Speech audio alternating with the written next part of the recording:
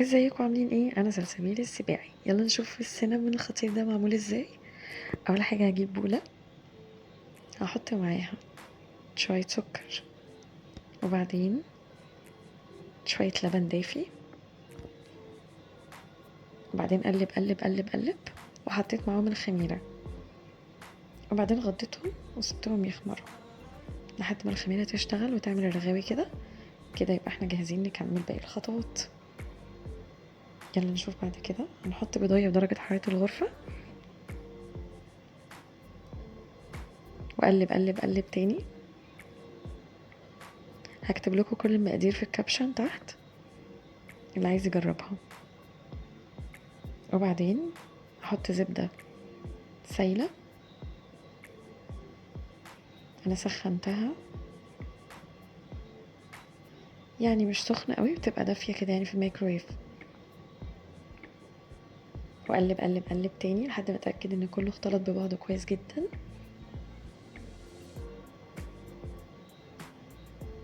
الخطوة اللي بعد كده بقى ان احنا نحط المكونات الجافة. الدقيق انا بحب انزل كل مرة واحدة، يعني مش هنقعد ننزل شوية شوية. واقلب قلب قلب تاني، بقلب شوية بالمعلقة بس الاول لحد ما اتاكد ان المكونات اختلطت كويس عشان ميلزقش في ايدي. قلب قلب كتير، حسيت ان انا محتاجة شوية دقيق فزودت شوية على حسب نوع الدقيق اللي عندكم. واقلب تاني، بدأت تلم معايا شوية. زود تاني، احتاجت معايا دقيق كتير.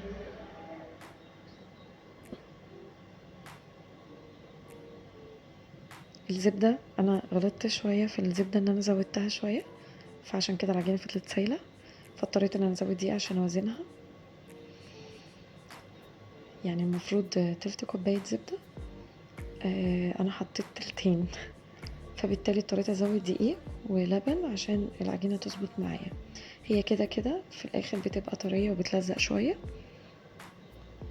ده القوام المظبوط بتاعها، ان هي تبقى ما بتمسكش في الايد بس في نفس الوقت ملزقة شوية صغيرين. خلصنا هنا، نعجنها كتير قوي، هنحطها تخمر، نغطيها ونسيبها تخمر. هنا بقى كنت بعمل ايه؟ الحشو اللي هنحطه جوه السينما، سكر بودرة، وحطيت قرفة، وبعدين حطيت معاهم شوية كاكاو.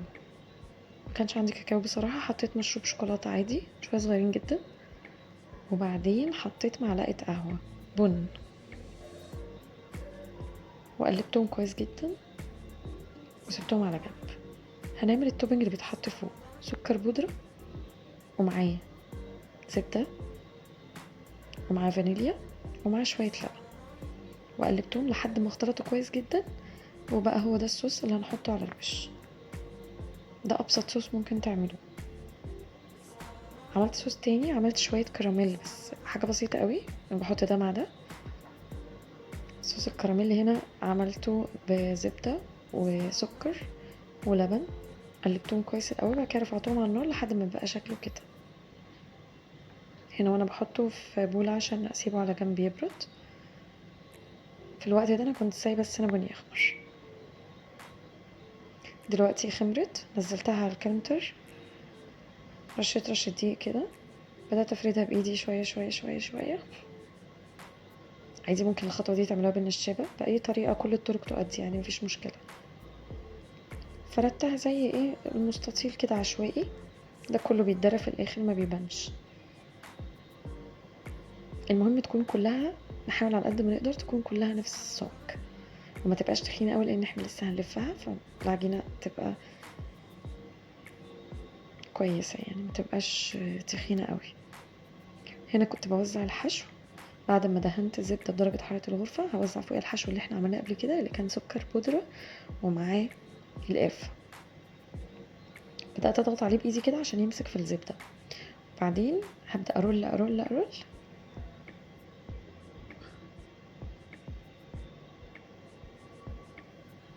هنا افتكرت ان انا ما حطيتش مكسرات.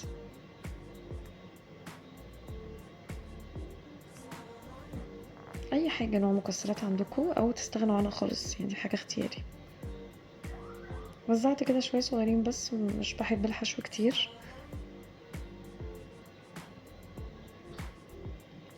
وزعت كده في كله، وبعدين هنكمل ان احنا نلفه تاني. رجعت لفيته تاني لحد الاخر، بعدته شوية وجبت الصينية.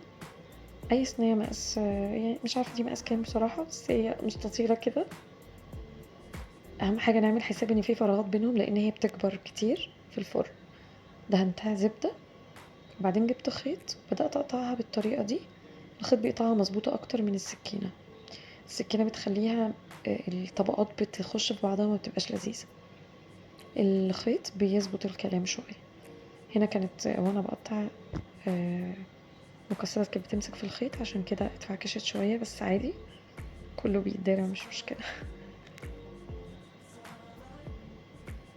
حاولت اقطعهم قطع تكون مقاسها قريب من بعضها، بسيب مسافة بين الواحدة والتانية وانا برصهم في الصينية بالشكل ده كده، عشان اديها مساحة ان هي ايه لما تكبر ما تلزقش في بعضها قوي او تبقى حجمها متناسق. عملوا معايا حوالي 12 قطعة، كان ممكن يطلعوا 12 مظبوطين، بس انا عملت 2 صغيرين. الاتنين الصغيرين ده كان ممكن يطلعوا واحد يعني. هنا شكلها عن قرب، بسيبها تخمر تاني قبل ما ادخلها الفرن. وهنا حطيتها في الفرن، وحطيت تحتيها صينية فيها مية عشان تبقى زي حمام مية. هنا اول ما طلعت من الفرن، وبعدين ببدأ احط عليها شوية كريمة او لبن. انا حطيت عليها شوية لبن عادي، حاجة صغيرة خالص، بس ايه اول ما تطلع من الفرن هي سخنة بنبدأ نحط عليها سقسقة كده، حاجة بسيطة. حاولت ان انا ايه انزل بالراحة علشان آه يعني تشربها السينابوهية تشربها. وبعدين بدأت انزل بالتوبنج اللي انا عملته في الاول، اللي هو كان عبارة عن سكر ولبن وزبدة. حاجة بسيطة لانه هو بيبقى سكره عالي شوية، فبدأت انزل بيه على السينابون كده زي ما انتم شايفين. وبعدين خدت صوص الكراميل ونزلت منه شوية صغيرين برضو، عشان كده يعني سكر كتير قوي. طبعا ده حسب الرغبة، وممكن ما تستغنوا عن الصوص خالص، يعني كل واحد زي ما بيحب. هنا حطيت شوية كراميل كده على الوش. ممكن تجيبوا الصوص الجاهز عادي برضو. والخطوة الأخيرة ان انا حطيت شوية مكسرات، برضو دي ترجع لكم، ممكن تستغنوا عنها خالص.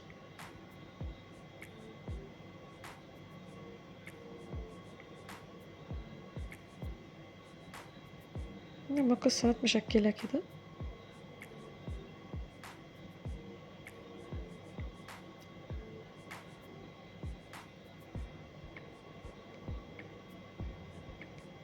دي خطوة اختيارية، ممكن تستبدلوها بسوداني، وممكن ما تحطوش حاجة خالص عادي جدا، تكتفوا بالصوص. شوفوا شكلها شاهي ازاي، وده الشكل النهائي ليها. عايزة اقول لكم طعمها حلو جدا. يلا استناكم تجربوها وتقولوا لي رأيكم ايه.